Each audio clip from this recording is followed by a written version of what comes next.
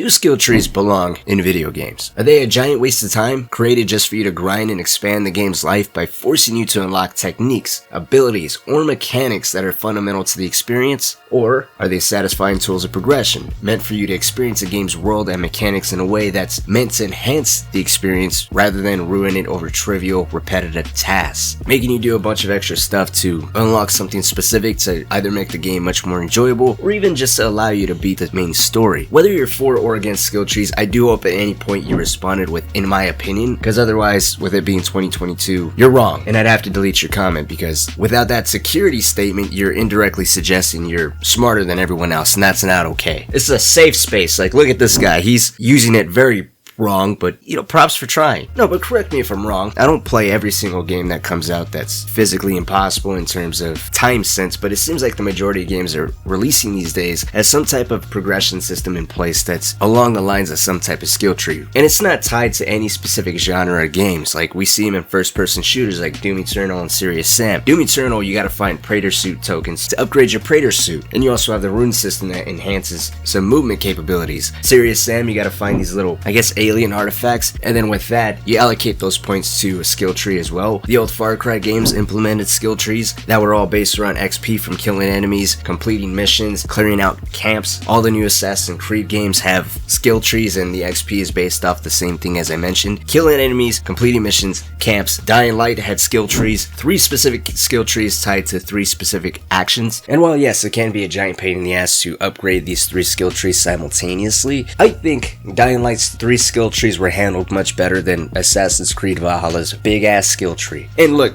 I get it, 2 completely different games. I'm not comparing them directly one to one. I'm simply saying the bottom line is any game that incorporates some level of progression system, whether that be a skill tree or an upgrade system where you're acquiring new abilities, new techniques, new gameplay mechanics, those things should make sense in one of 2 ways. Either narratively, whether you are introduced to some new enemy types that you gotta take care of, and they can only be killed this way or that way, and you gotta unlock an ability that can actually kill them much more efficiently. Or if you're playing an RPG and let's say the weapons are locked behind fingerprints, and you acquire an ability where you can imitate any person's fingerprints so you can use any weapon. Something like that would make sense, or even through the evolution of the character that you're playing as. If I'm playing a shooter and the character I'm playing as is a civilian that doesn't have any military experience, any law enforcement experience, that has never fired a weapon or taken any kind of life before, then yes, I would expect the shooting at the start to be clunky, and then through the progression, or killing enemies, or even through a skill tree, then I would expect there to be an ability where your aiming would improve. Going back to Dying Light, the protagonist you play as is a GRE agent. I haven't done too much research on what exactly they did, but I would expect at the very least him to be moderately fit, so him being able to climb up buildings, jump around, use basic weapons like water pipes, table legs to beat zombies' heads in, makes sense, especially in the early hours where he gets winded very easily. And then through the progression of the game, your stamina increases, you learn to craft better weapons, you don't get winded so easily, you can transition from escaping to attacking back to escaping much more fluidly than you could at the start of the game. You learn how to vault over zombies, you learn how to drop kick them, you learn how to use your environment better, using card traps, electric traps, and just escaping. That evolution, while it might be a little grindy or repetitive to some people, I would still say is okay, because narratively it makes sense. It also makes sense through the evolution of Kyle and the environment that he's been placed in. He becomes much more resourceful than he was when he initially dropped down into the city. But in games like Serious Sam 4, where you gotta invest a skill point in having the ability to shoot and run, or run and reload at the same time, just doesn't make sense. It's an arena shooter, and even if it made sense narratively to have to make Sam reach that level of proficiency with his weapons again, I still would say it wouldn't be okay in this game, because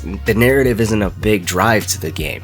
He didn't end up in the hospital, he's not learning how to regain his motor skills or his motor functions all over again. It's the same song and dance, same enemies. Something like this should not be locked behind a skill tree, not behind an arena shooter that's known for the hectic gunplay. It's detrimental to it. It adds to the feeling of having a pointless grind. One of the worst things you can do with an in-game progression system is having something there just for the sake of having something to look forward to. I would actually prefer a skill tree, or a set of skills that would embrace the fact you're playing a video game with ridiculous physics, over-the-top explosives, ridiculous movesets that may even defy the story's narrative, over having a skill tree or a set of skills that feel like it should be immediately available.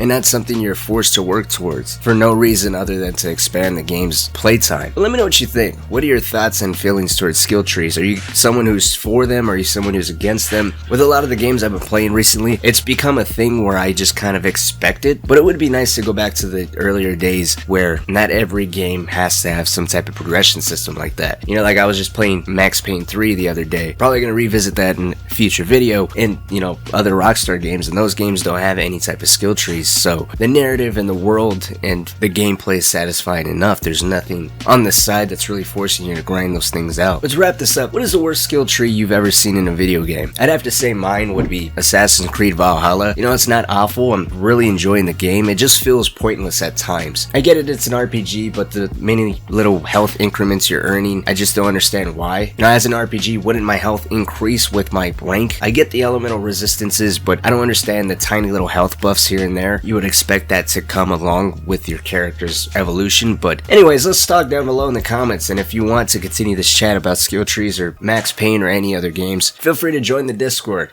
And Dying Light 2 is actually right around the corner, so a lot of people are excited about that. But until next time, I'll see you all later.